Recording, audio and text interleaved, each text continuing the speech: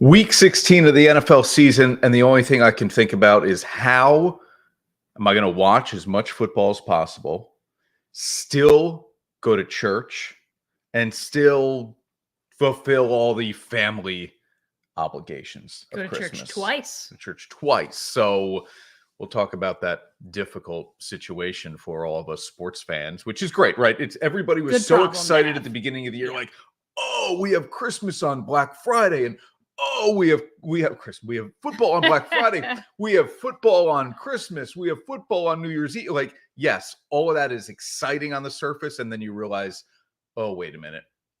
I have to, unfortunately, I have to plan to see some family, and that makes life a little bit Not difficult. unfortunately.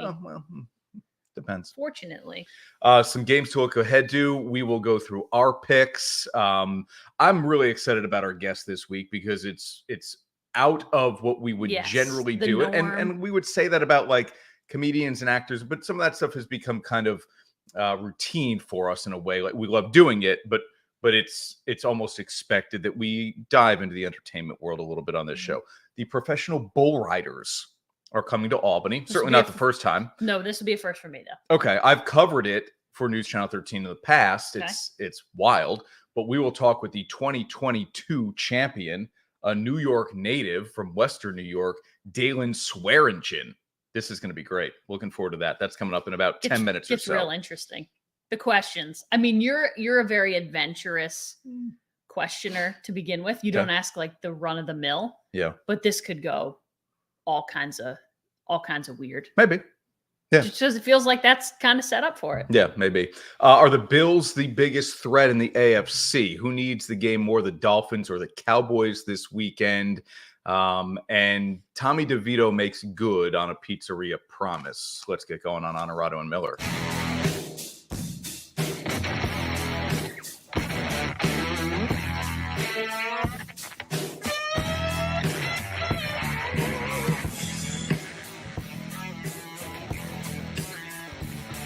This is Onorato and Miller, sponsored by Albany House. All right, Ash, let's go. Week 16 of the NFL season. We will have our picks coming up shortly, and we will do our Performance Industrial Dirty Difficult Done, which revolves around the NFL as well. But to start, Bills have won back-to-back games. They've won 3 of 4. And the one game they lost was by a field goal in overtime at Philadelphia. Did it go to overtime or the end of regulation? Overtime. So are the Bills now the most feared team in the AFC? Ravens are the 1 seed. And remember, Buffalo isn't even in the playoffs currently as we sit here on a Thursday night. And yet I still think it's a very appropriate question. I think if you asked a lot of other teams who they don't want to see get into the playoffs, the answer is going to be the Buffalo Bills because of how they're playing right now, because of the way they're doing it. And I'll get into that a little bit with my Triple D.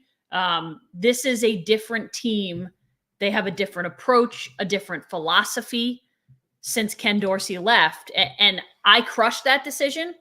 And it now looks like the right decision. And it looks like that's maybe what it took to embrace a change in philosophy a little bit. So yeah, they're dangerous. They're more of a dual threat team than they were. If the Bills get into the playoffs, would you make them your AFC favorite? Do you like them more than the Ravens? And aside from winning on the road and where they have to play, do you like them more than the Ravens? Do you like them more than the Chiefs? Do you like them more than the Dolphins, etc.? I think so. Not wild? I think so.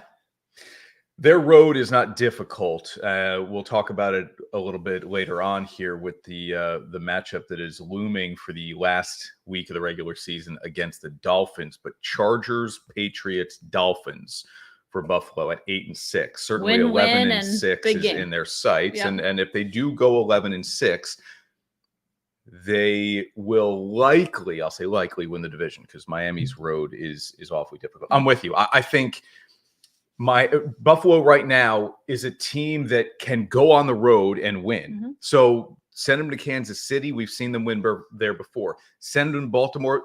They can win there. This is a team that all of a sudden has a lot of momentum. I've had buddies of mine texting me like, hey, I'm placing a futures bet on Buffalo to win the division. Well, because about 5 weeks ago, I think you buried him. Oh, I did. And I was feeling so good about my Mhm. pick of the Dolphins to win the AFC East. I thought they're going to make me look like a genius, and now they're going to make me look like an idiot. It's still possible. Week 18 could be a lot of fun in Miami between Buffalo and the Dolphins. So we'll see what ends up happening there. But Ash, you alluded to it a little bit. Let's just dive into it. And now, Dirty, Difficult, and Done. Sponsored by Performance Industrial. Shout out to Bill Miller and his squad at Performance Industrial. There's never a job that's too dirty or too difficult for them to get it done. My triple D is, and I kind of referenced it, how the Bills have become something different than they were in the Ken Dorsey time. You get a new offensive coordinator in Joe Brady, and it just looks like all of a sudden the whole philosophy of this team has changed, and James Cook has become this revelation. The stats are pretty unbelievable. This is a guy who is going to rush for 1,000 yards, probably 1,300 yards.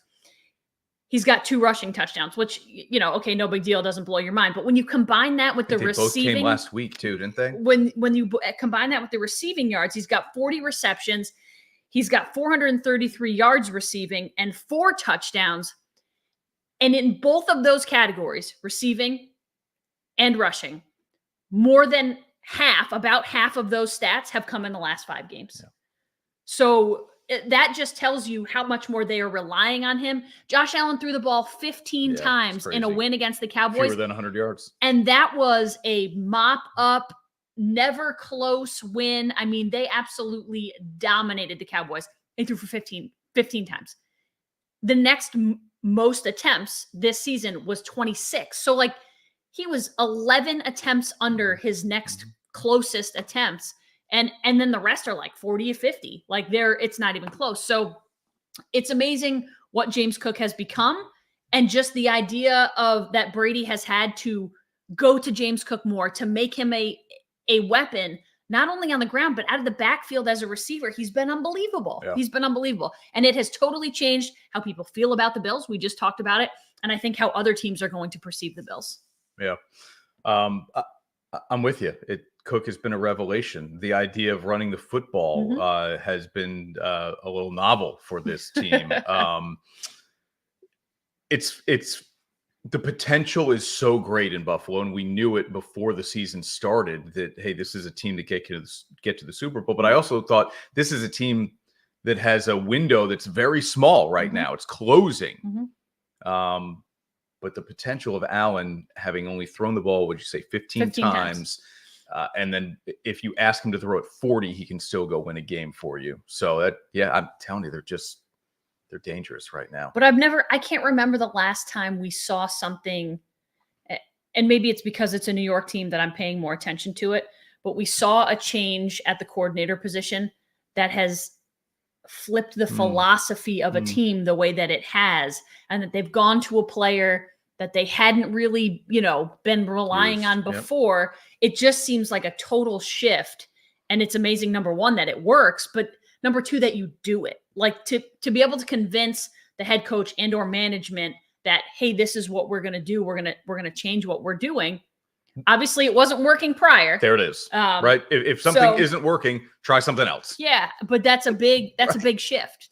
We're out of the playoffs anyway. Let's try something else and see what happens. Yeah, it's a big shift. Right. McDermott knows his job is on the line this season. And so it's been a big shift for them for sure. All right, let's do this while we still have a couple of minutes before we get to professional bull rider Daylon Swearingen.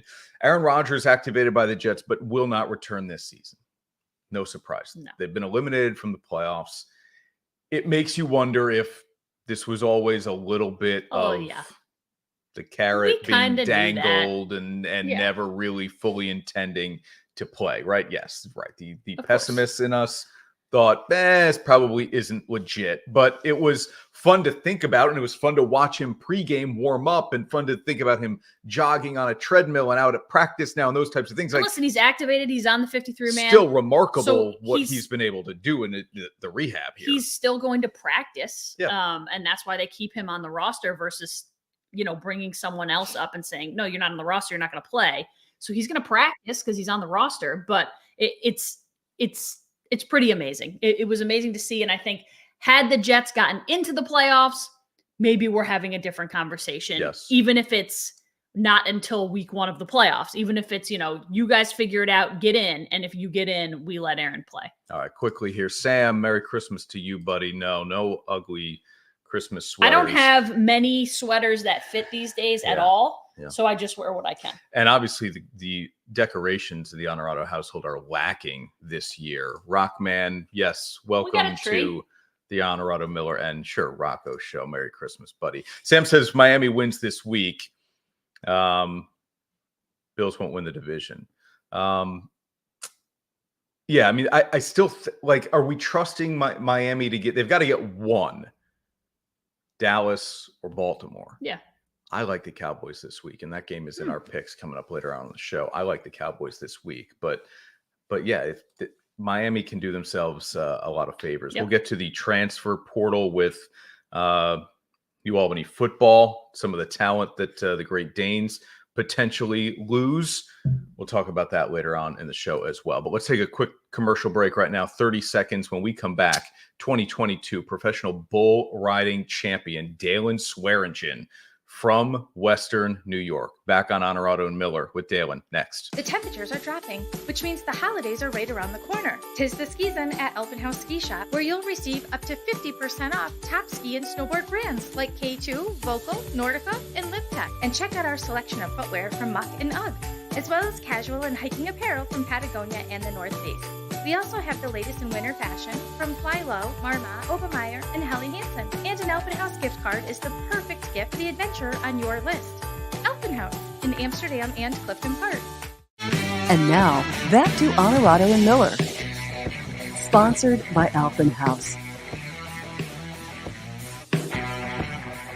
A shout out to all of our local partners here supporting the show each and every single week. Ash, I told you I've covered PBR tours in the past that have come to MVP Arena just with the camera and for News Channel 13. But this is something we've never done on this show, on this podcast in the 3+ years of its existence, almost 4 years now. And that is to talk to a professional bull rider. How do you even, I say this about like jumping. That's what I always say. How do you even know you're good at something like this? How do you decide I want to be a bull rider? Like if you're at the bar and you're on the mechanical bull and you're really good, do you think maybe I could do that? I doubt that's how it happens. I know it isn't how it happens. Got to be a family thing. Yeah, I would imagine. I would think so too. We're going to ask him. All right, let's bring him in here. Daylon Swearingen of the Swearingen of the Professional Bull Riders Tour. Daylon, man, it's great to talk with you. It's Chris. It's Ashley. Thanks for doing the show, man. How are you? Oh, good. Thanks for having me on today. Congrats on the championship and all the success you've had at the very young age you are now. I know this gets old to talk about, I'm sure. I've heard other national hosts ask you this question.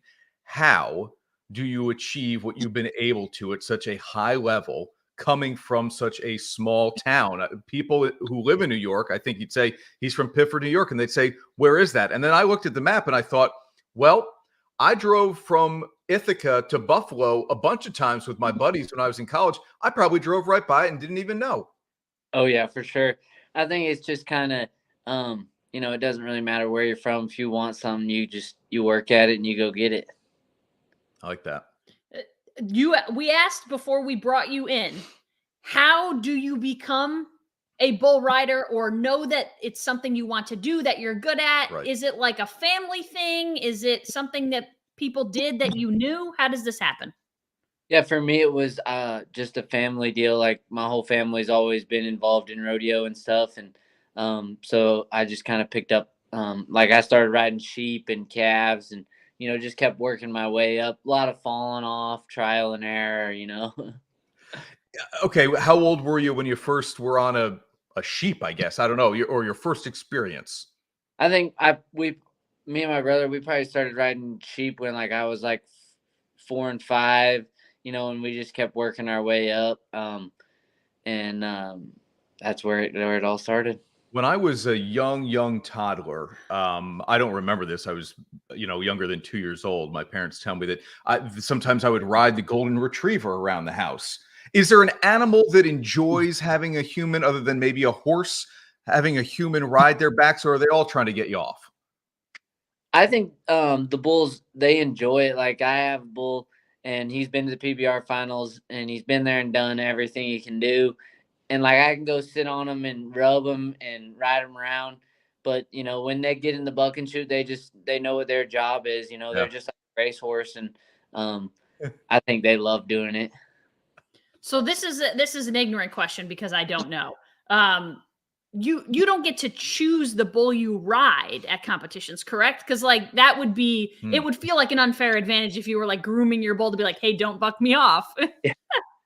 No, we're so in Albany, there'll be a long round on Friday and a long round on Saturday, and then we get to pick a bull, and those bulls are computer drafted to us, picked, and then on Saturday night the top 12 guys will come back, and the number one guy will get to pick whatever bull he wants. So whatever bull he thinks he can ride and he has the best advantage of winning, he'll have that pick. I like that. A cool. little bit of strategy behind me it. too. And an advantage to being like the top seed after the first. That's cool. I like that a lot. It's coming to MVP Arena, downtown Albany, of course, December 29th and the 30th. There you see it on your screen, the times of those two competitions and shows. When was the last time you've been stepped on? I think it happens all the time, kind of, this is a sport where you can't stop it. So it's got to play out however God wants it to play out.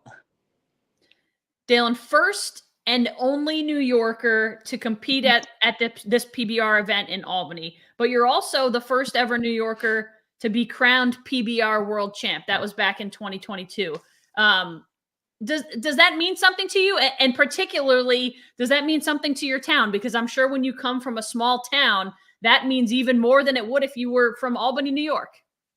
Well, yeah, I like to think it does, kind of, for me, I hope it gives like the younger generation, it doesn't really matter. It doesn't have to be rodeo. It could be football, whatever, anything.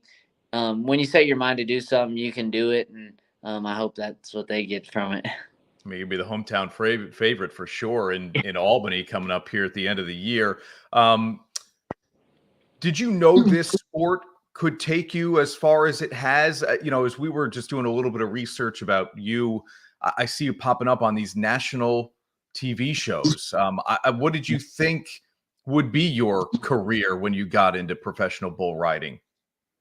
I mean, this is kind of, this is what I've worked my whole life to get to where I'm at now. And so I feel like it's been a long time coming, and, it's always evolving, and I want to just keep trying to get better and better, and be a two-time world champ. What's your record on a bull, even outside of competition? How long have you been able to stay on? So we're only scored on 8 seconds. But I mean, outside of that, like, have you tried to stay on longer? I guess is what I'm getting at. No, not really, because I don't know. We just don't do that, I guess. I don't know why. I don't know who made 8 seconds or anything like that, but I'm thankful that 8 seconds is a long time when you're up there. It's got to feel like the longest 8 seconds that anyone's ever calculated in the world. Daylon, no offense. I hope you don't take offense to this. Oh boy. But it feels like you have to have a little bit of crazy in order to be a bull rider. The injuries, we were reading about the injuries that you've had. You've had multiple surgeries at once, coming back from stuff like that.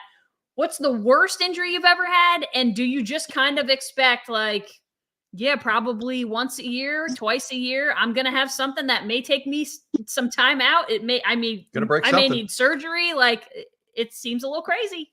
Oh yeah, it's definitely crazy that we just keep doing it, but it's how I make a living, and but yeah, you kind of have, it comes with the sport. Sometimes it's a very humbling sport. You can be on top one day and the very bottom the next, and so yes, ma'am.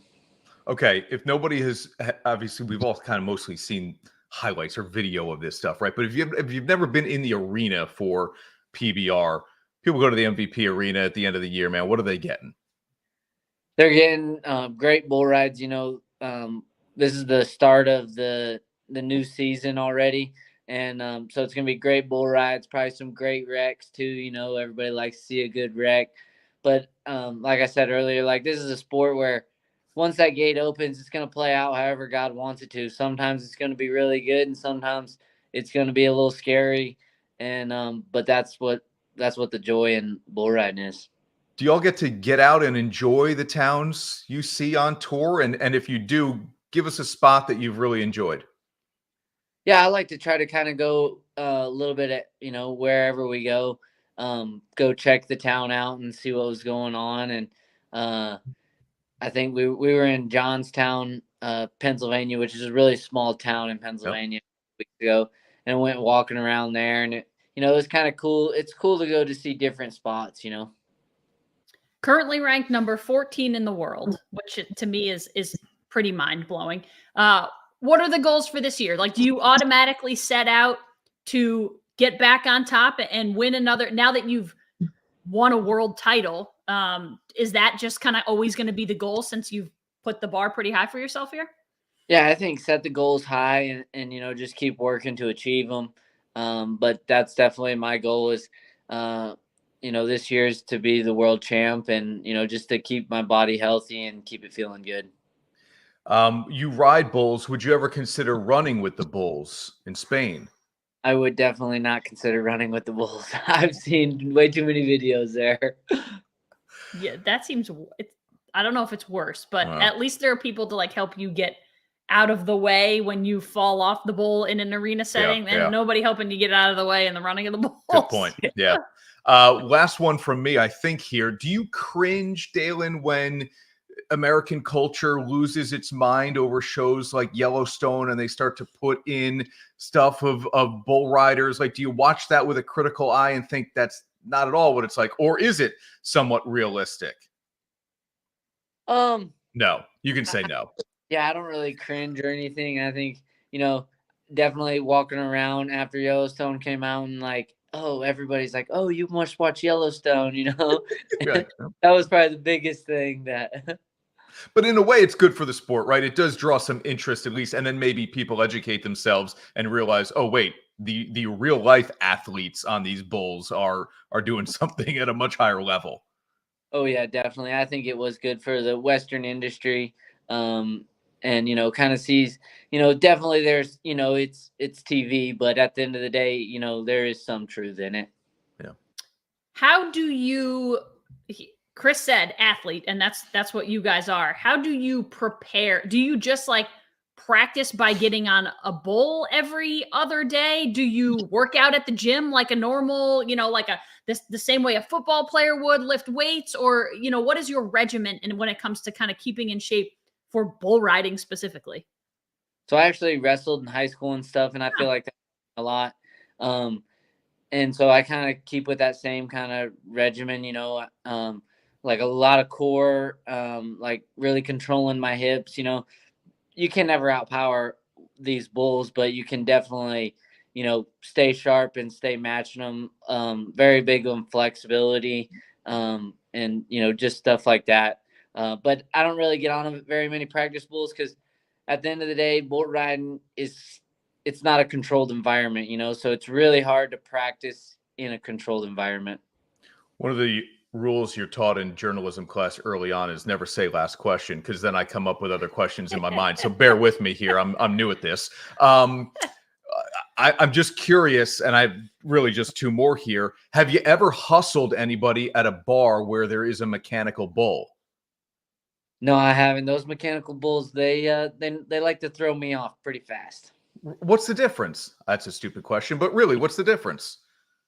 There's a lot different. I mean, that thing is a solid piece like this, where a bull, you get on a bull and the shoulders are moving. A bull can feel a fly on its back and twitch one little section of that bull's back. That's pretty crazy to think. Wow. And, but yeah, the way the mechanical bulls buck, it's completely different. Okay. That'd be awesome. Because there used to be a mechanical bull, wasn't it? Downtown City Albany. Beer Hall? Yeah. Upstairs, City Beer Hall? Yep. And it's literally like the closest bar to MVP Arena in Albany. That would be awesome if you just like wandered I up know. and jumped on the mechanical You'd hustle bull and we're people for a like, lot of hey, money. $100, I can stay on for 30 seconds. Yeah. All right, off the show, we'll work something out here. I'll cut you in on the profits. And finally, again, being from Western New York, not far from Buffalo and Rochester, kind of pitted between there. Are you a Bills fan? Do you pay attention to what they're doing currently? We talked a lot about them before we had Jan here. Yeah, I don't really follow a lot of football or anything, but I guess I am a Bills fan, You have to be. How Yeah, can you, right. You can't say you You aren't. live Yeah. out that way, Yeah. you just kind of go along with it, Yeah, right? exactly. Oh, yeah, for sure. All right, there it is. PBR's Unleash the Beast tour coming to MVP Arena December 29th, December 30th, 2 different times.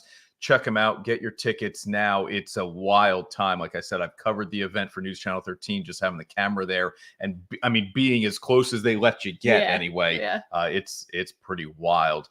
Daylon, man, thank you so much. This was fun. I hope you enjoyed our ridiculous questions. Yeah, thank you absurdity. for being patient with us, and safe travels, safe on the bowl. Yeah, stay healthy. And can't wait to check it out the end of the year at MVP Arena. Thank you, man. Yeah, thank y'all. Merry Christmas. Merry Christmas, buddy. That is the 2022 PBR So champion. cool. Yeah, really That's cool. fun. I mean, impressive what they're able to do. Really cool. And again, the success that he's had. Wow. Okay. Yeah, awesome. All right, we'll take a quick break here on Onorato and Miller. Who needs the game more, the Dolphins or the Cowboys? Tommy DeVito This is a fun conversation. and a pizzeria controversy. We're back in 30 seconds. I don't care what kind of stories that's been told on you. That may be a lot of things in life you used to do. If you can't give true love to me, I'll understand.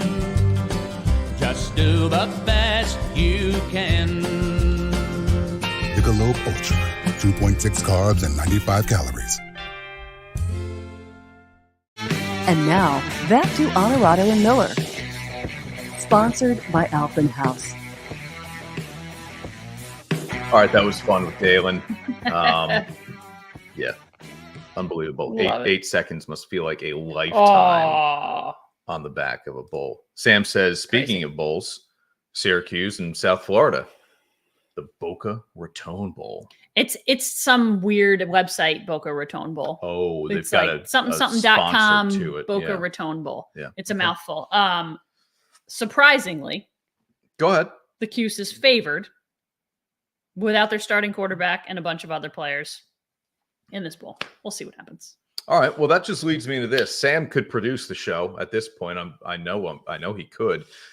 Is this real? What we're seeing with Fran Brown and Syracuse football, is this real? He gets the transfer quarterback. He's gotten high level Listen, they're recruits 4-star recruits from New This Jersey. is- You know, look, a program like Notre Dame builds itself on 4-star Mhm. recruits. Okay, Notre Dame football is not getting a ton of 5-stars out there the way Georgia and Alabama and USC and Texas get. So you can win with 4-stars. They're the right 4-stars, and You can win, especially in a conference like the ACC. You give yourself a chance. okay. So is Fran? I mean, can he really pull talent to Well, Syracuse long term? He's already pulled more talent in 2 weeks than Dino Babers pulled in a very long time. And I love Dino, and I was good with the no, and I'm not. I know. But at the end of the day, he was a 500 coach, and it's just eventually becomes not good enough. Yep. But Kyle McCord is the highest rated recruit since they started keeping track of that stuff Mhm. in like 2006. Yep. So to me, that tells you everything you need to know. I know he's only there for 1 year, but he's a stopgap until you recruit your quarterback of the future, or you try to recruit some other transfer quarterback from somewhere else. And I understand some of the receivers that he's pulling were guys that didn't play at Georgia. Those guys are still probably better than the guys that played at Syracuse last year. Yeah. They're 4-stars. He's going to recruit New Jersey. He's a New Jersey guy. He was the top recruiter in the nation last year. And I understand he was at Georgia and joined a team that was already a national champ. Mhm. That makes life easier and automatically kind of puts you in the conversation for a top recruiter. But he recruited a lot of the guys that are making up Georgia's top ranked recruiting class, along with Alabama this upcoming season. he's pulled guys that are better than the ones that they currently have. So You're excited. For the first time in a long time, I'm excited. I want to see, and even if it doesn't last, I want to see what this football team looks like with guys that are supposedly 4-star recruits who are better than what we've had. So yes, I'm very excited.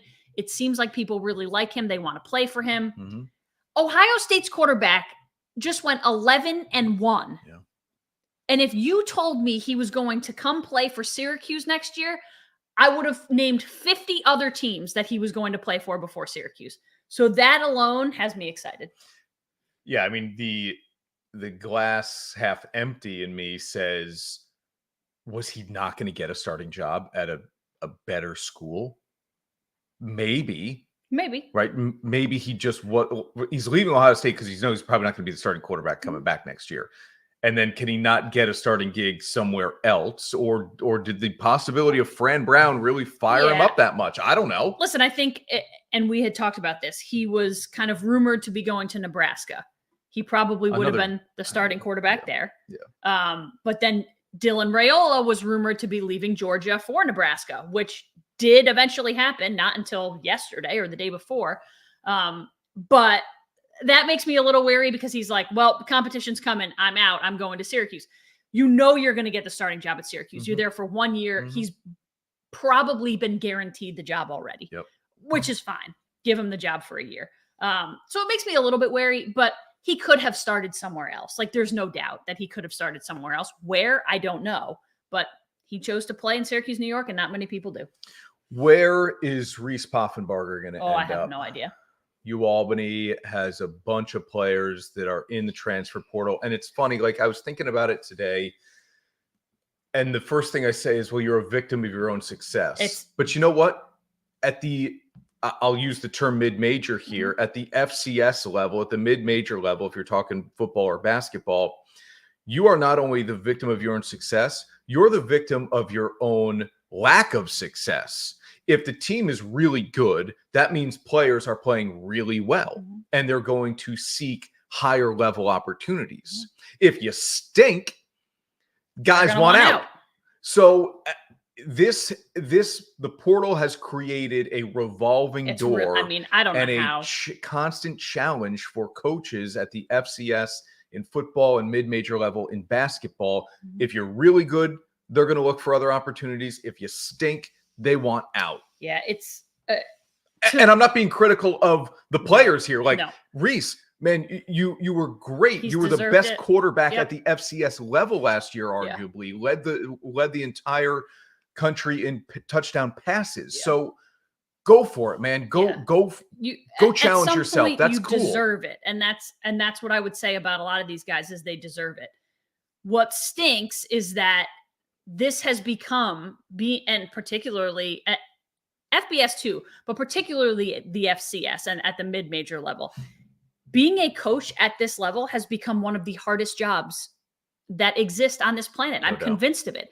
Because Greg Gattuso and his staff went out and turned a 3-win team into a 10-win team, 11-win team, and went to a national semifinal. From a 3-win team to a national semifinal.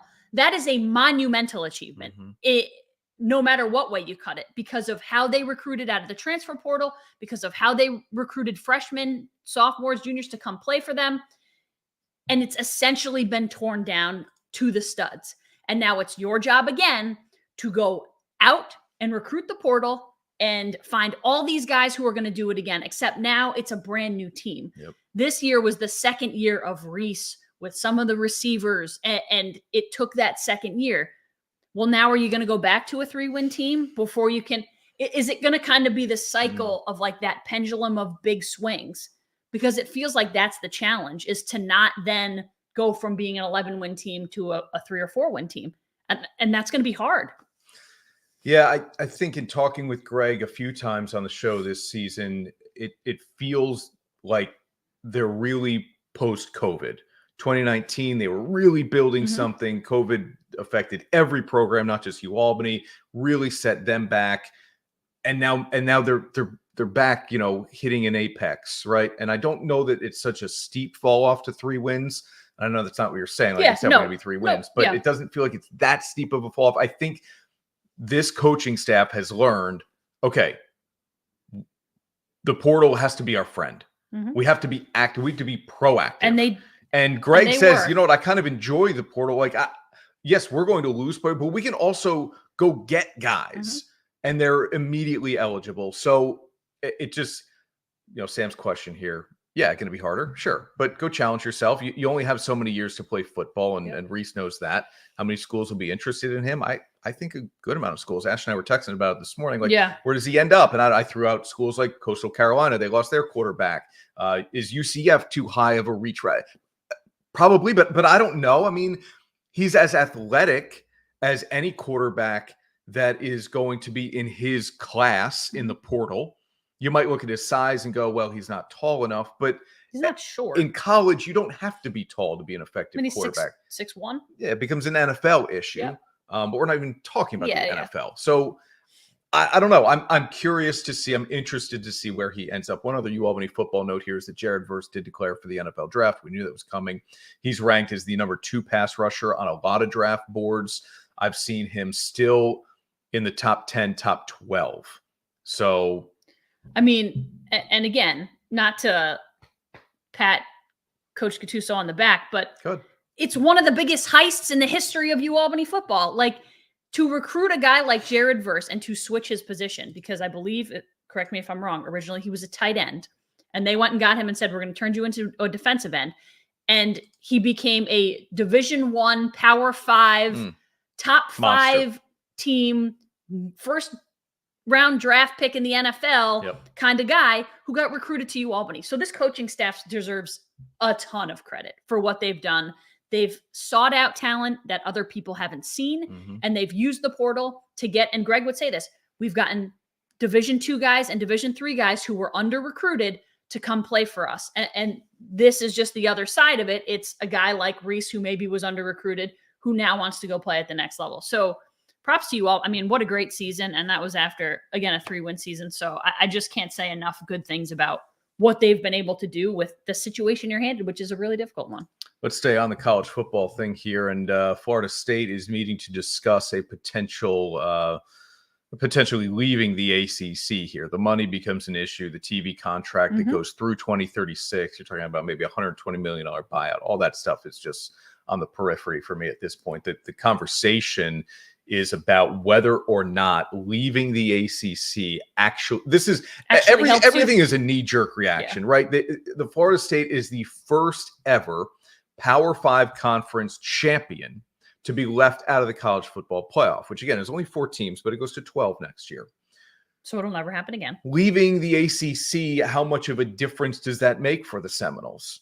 Starting next year, none, because you win the ACC, you're in every year for the rest of eternity, as long as it's a 12-team playoff. Unless you are now becoming, because remember, no more Power 5, right? Power 4, bye-bye Pac-12. So are you now, the answer is yes, the last of the 4 Power 4 conferences. The ACC is the weakest of those 4. And so if you're Florida State, you might be thinking, listen, we're running on borrowed time here. We saw what happened with the Pac-12. Are we reading the writing on the wall, tea leaves, and saying this conference, from a football standpoint, is not strong enough? We need to get out now and take advantage of picking where we go and capitalizing on the revenue that comes with the higher rated, more competitive, successful conferences like the SEC, Big 10, Big 12. Yeah, but you run out of room. Like there's not a lot of room left in those other conferences. Why? There's no set number on who can. Well, yeah, but you don't end up playing. At some point, you're going to play the bottom of the SEC or the bottom of the big.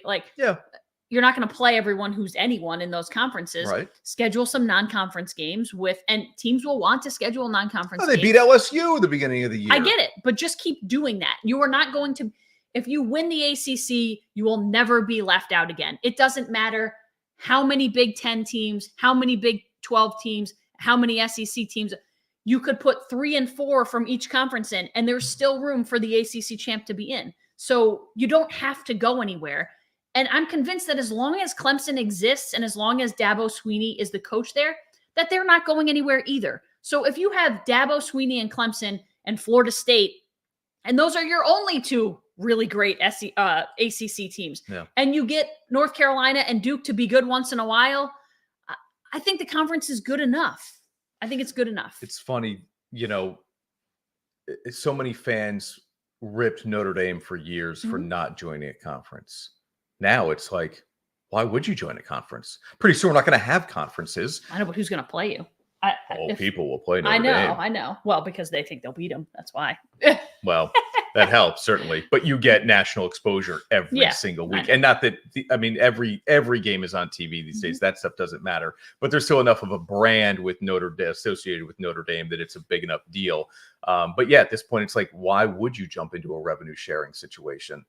Conferences won't exist pretty soon. Who's the coach that said, I think we just do away with the Power Five conferences pretty soon? And maybe was it Chip Kelly who said, what are we doing here? Like, let's just have teams and you create your own schedules. I know. It becomes tough because it's a free-for-all, and now nobody wants to play Mississippi State when they're down or Texas A&M when they're down. So these teams, they're at the bottom of the strongest conference in the country, can't get games, and or we're in the bottom of the strongest conference in the country, can't get games. That's tough because you're going to bury those teams forever. I mean, those teams are going to cease existing because you're going to have your haves and your have-nots, and I just don't know that you can change that back around. Yeah.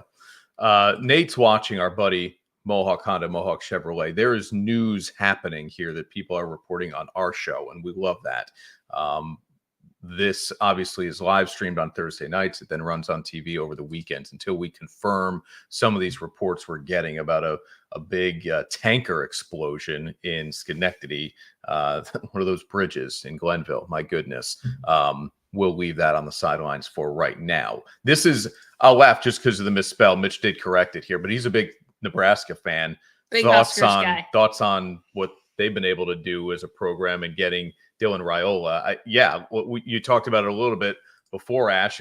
That's a coup to get Raiola to flip his commitment. It's a coup, but it's not. His whole family played there. His uncle coaches there. Yeah. Like, I'm surprised he didn't go there before now. Well, Arch Manning didn't go to Ole Miss or Tennessee.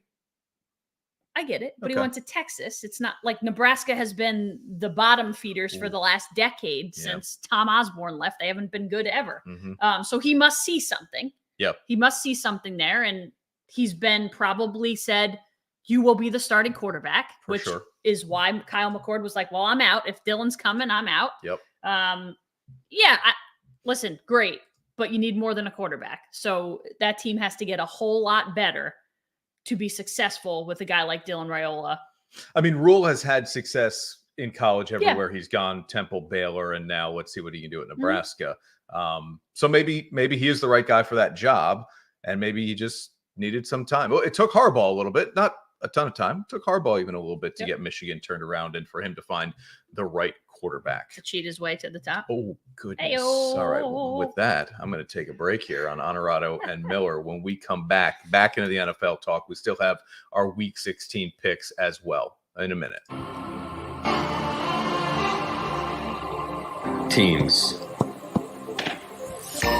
Athletes. Organizations. We're transforming the custom apparel industry through product and purpose.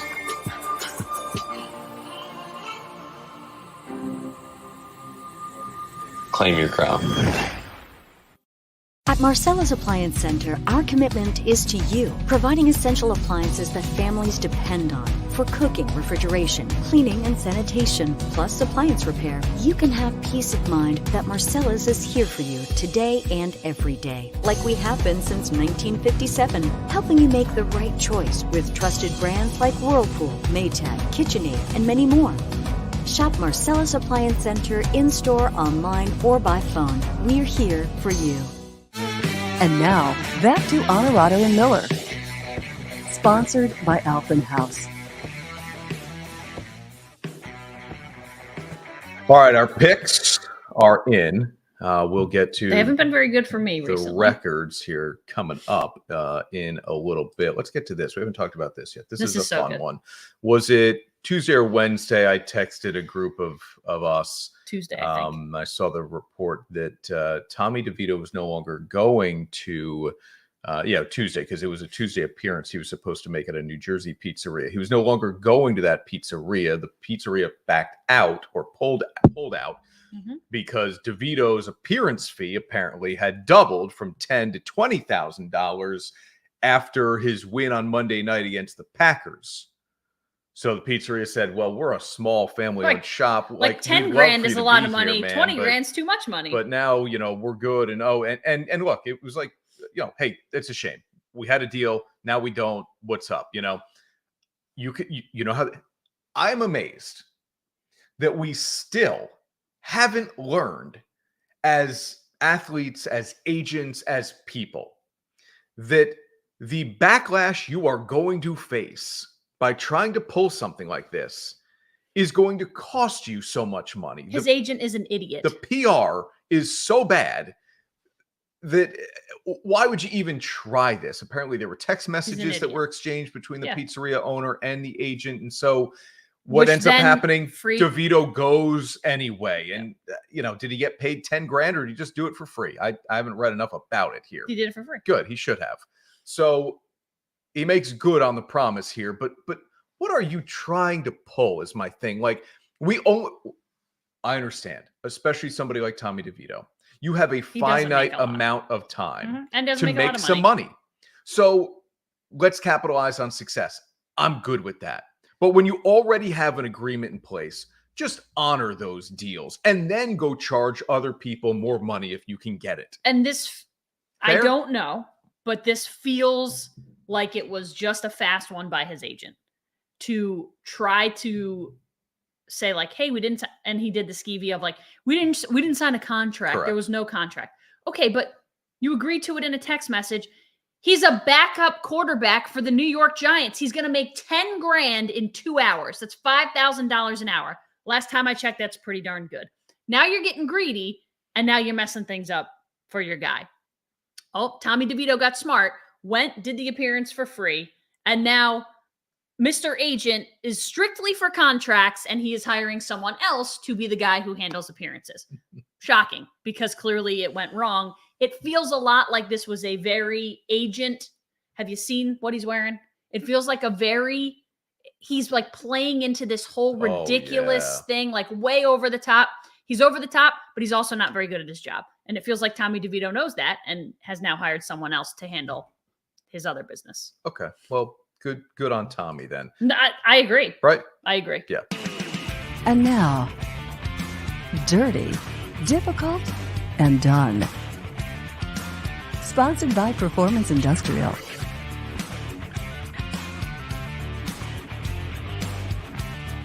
All right, we're back to Dirty, Difficult, Done here. But before we do that, let me one comment that came in on. So our buddy Chris says these cases referring back to the DeVito situation seem like no-brainers. I know, and that's why Chris, right? Like, it's a no-brainer, and yet it blows my mind somehow every time something like this goes wrong that we haven't learned, right? Even if the agent's thinking I have to pull a fast one here, like we should have learned at this point. This is not going to work out well. The pizzeria goes on social media, and you know how this is. The pro athlete never wins. Okay. The business owner always will win that one. Now, if you make enough money for Patrick Mahomes, who cares?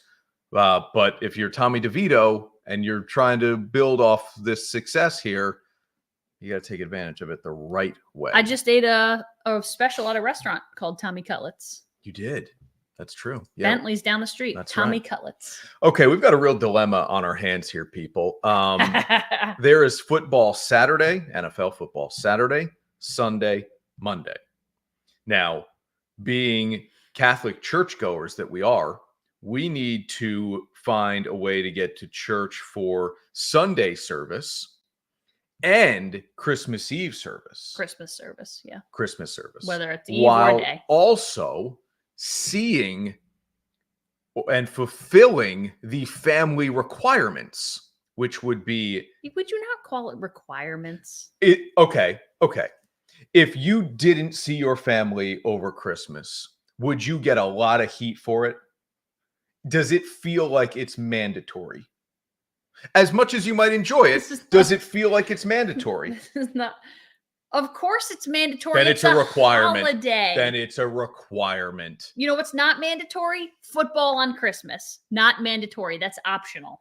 Well, then Roger Goodell should have done us all a solid and said, hey, we're not going to play on the holiday. I don't know what to tell you. To make Chris's life a little bit easier. I don't know what to tell you. So this is my dirty difficult done. It's going to be awfully difficult to figure out football around Christmas. Now, thankfully, I'm not all that invested again in the Packers season. So, if I see them on Sunday, I see them on Sunday. So if I don't, bring your tablet. I don't. Yeah. You also have to bring your tablet because it's not on national television. But do you go to 2:00 mass to be home in time for Dolphins Cowboys? Or do you hope to watch Dolphins Cowboys and go to 7:00 mass? Or do you wake up early enough Christmas morning to go to mass and then still all in between do the family stuff? I'm not looking for an answer. These are rhetorical in a lot of ways. Well, but Sunday feels easier than Saturday because Sunday mass is only a morning mass, and football doesn't start till the afternoon, nor do family activities. Sam says family obligations sounds better than requirement. Maybe. I don't know. It's still the same thing. They're fine. Somebody tell me I'm really wrong. I'm not. Football fans are feeling this way. I know they are this weekend. I get it. I'm a football fan. Yeah. I get it. But I just would never say it's required to see I want to see my family. Well, you haven't spent enough time around my family. It starts to feel like a job. I'd like to see your family too. Okay. All right. Let's get into our picks here, huh? How did we do last week? We were both on the Colts. I took the Dolphins. I took the Bills. And we both had the Jaguars. So it added up to this for us, a 3-1 and a 1-3 week. Still sitting at 500, Ash. That's good. You've seen what other professional handicappers have done. The other one? Sure. Not great by me. Okay. You want to relive that moment? No, I was just kind of confused as to how I ended up so much worse than you. Gotcha. 2 of our picks were the same. Okay. 10 over 500. I'll take that any day. I never even check your math, so I'm just assuming you're doing me all of the solids that you should be. My math is solid. That's for sure. That's not true. Bengals and Steelers. Our buddy John Conlon, who does the graphics for this show, always double checks my math. Bengals and Steelers. No Jamar Chase. Now, we didn't know that when we picked this game. No Kenny Pickett. No Mitchell Trubisky. Is he just Mitch Trubisky now? They are going with Mason Rudolph. So we both like Cincinnati. Do you still like Cincinnati, even though you know no Jamar Chase? Yeah, Jake Browning has been terrific. Has been really, really good. He's feeling himself. A fun story. And good for him. Talking some smack. I like it. Good for him. He's a little bit like Tommy DeVito, except for a better team. He plays for a better team, probably. But yeah, I like Jake Browning better than Mitchell Trubisky or Mason Rudolph or any other person that the Steelers might put in at quarterback at any given point. So yeah, even without Jamar Chase, I would say Bengals. I know. I mean, look, if I were picking it because it's a game on News Channel 13 on Saturday at 4:30 in the afternoon, this would be a stay away for me if I just had my choice. But we picked the games that are part of the NBC family, and this is one as well. Now, this number has grown that's in good. books. So Bills 10.5 at the Chargers, 8:00 Saturday night on Peacock. Here we go, people. I don't want to hear the complaints. This is your warning. This is a stream-only game. Peacock. Go get it. Or there don't. You go. Or don't. And don't complain. Yeah, or don't. Don't call the TV station and say, hey, why aren't you showing the game? This is an NBC prerogative. We both like the Bills. It's 12.5 in a lot of sports books now. That's good. We both like Buffalo. They're the playing. Chargers are horrific. And no Justin Herbert. No head they coach. Were so terrible against the Raiders. But it can only get better now that Staley's gone, right? No, Easton. Not till next year. I mean, they're not good. Cowboys and Dolphins, game of the weekend, right? Game of the weekend. We're different. Ravens, Niners, really good too. Cowboys, Dolphins. I'll lump it in here. If the Cowboys aren't as bad as they were last week. I like Dallas. You like Miami. which team needs the game more. Miami has not beaten a team over 500 this season. Dallas struggles mightily on the road. Well, my answer is Miami because Dallas has already clinched a playoff spot. So while I understand there are ramifications, Dallas is in no matter what happens. Miami still has the Bills to contend with, and if they were to somehow lose the final 3 games of the season, who knows what happens with them. So I think it's Miami. But if Dallas loses back-to-back games here and it's ugly, I'm going to say people are going to start looking at Dallas funny, especially because they haven't really achieved in the playoffs when they've gotten there. And I think enough people realize they're just a really good football team at home. Put them in San Francisco in the playoffs, and they're not going to win. Yeah, we all feel pretty good about making that statement today. So don't yawn on me over there. Almost bedtime here. I don't sleep. Ashley is not sleeping, very uncomfortable, ready for this whole journey to be done. It's not true. I mean, sort of true. With even less sleep around the corner, I'm sure, for both of us. Okay, so I'm on Dallas. You're on Miami. We're different there. We're different here as well. Giants. This was a leap for me, but it's fine. Okay. Giants at the Eagles. A Monday game, a Christmas Day game, 4:30. I like Philly here. The problem is, can the Eagles score enough to cover 10.5? They've lost 3 straight, and they haven't reached 20 points in any of those games. Yeah. So in order to cover the 10.5, feels like they need to get to 28. Can they do that?